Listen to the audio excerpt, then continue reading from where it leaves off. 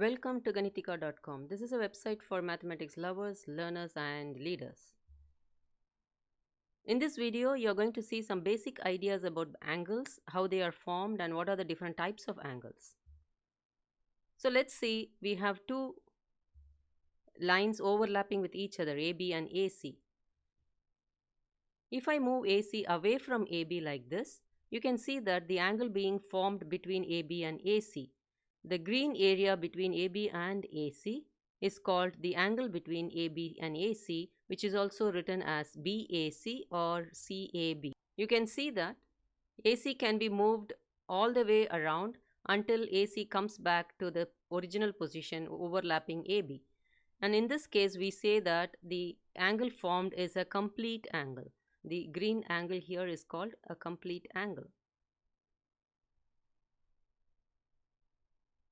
If the line AC is kept in such a way that AC is vertical line and AB is a horizontal line, in which case we call them to be perpendicular to each other.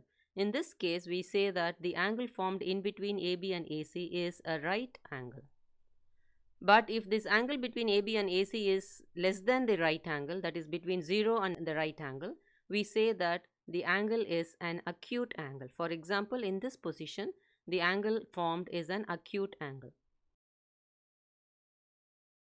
I can move the angle away from right angle and make it into a straight line so that CAB makes a straight line. And in that case, it is called a straight angle. And the angle in between the right angle and the straight angle is called an obtuse angle. So in this case, if I keep AC in this position, the angle formed is an obtuse angle. So the obtuse angle starts just above right angle. Say this is more than right angle, therefore this is obtuse, until it reaches the straight angle. Any angle between right angle and straight angle is called an obtuse angle.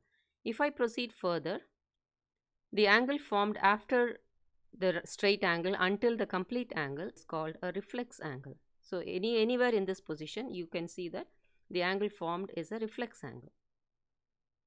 So if we start with a 0 angle, acute angle makes into a right angle.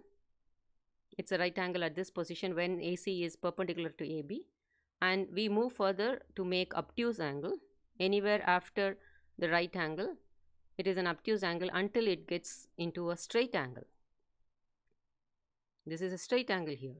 And if we move further, we get reflex angle all the way until we get a complete angle. So this is an acute angle. It's not necessary you have to just move AC alone. You can also move AB to make the angle. So we are making different angles by changing AB now. So this is an acute angle. This is a right angle with AB and AC. This is an obtuse angle, and this is straight angle.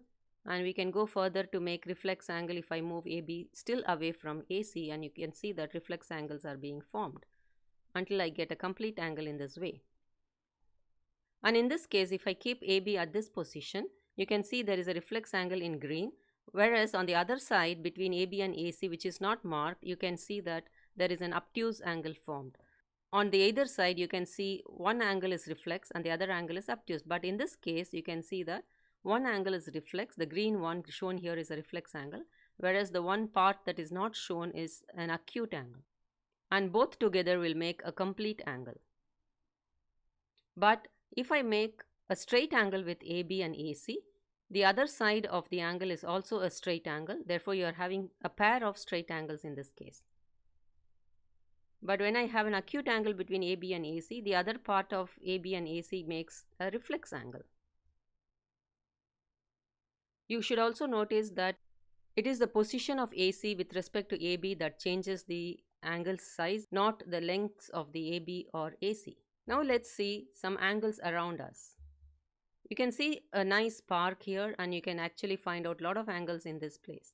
Say for example, if I consider the angle between these two branches, you can see that you have an acute angle between these two branches. Whereas if I take the angle between the trunk and this branch, you can see that there is an obtuse angle between them. And if I take the angle between these two branches, there is an acute angle formed between them. Let's consider this picture and see how many angles we can identify. Let's take these two sides of the roof, and the angle between them is an obtuse angle. And if I take the angle between the sides of the door, it is a right angle. And the angle formed between these two parts of the figure, it's an obtuse angle. If I draw a line at this position and another line at this position, the angle, if I consider on this side of the two lines, I can see that there is a reflex angle being formed there. And I can actually find more and more angles in this picture. And this is a beautiful picture. You can have a lot of angles between any two lines. Say for example, I take this line and this line, and you can see that the angle formed in between them is an acute angle. If I take this line and this line, the angle formed in between them on the other side is a reflex angle, while on the inner side it's an obtuse angle. I can consider these two parts of the picture and I can say that this angle is an acute angle. And you can say that you can also find other angles in the picture, like here and here, which gives you a right angle, and etc etc. You can actually identify lots of angles in this picture. Whenever you walk outside again, find out how many angles you can identify. Thanks for watching. Find out more about angles in Ganitika.com under Angles chapter. Bye bye.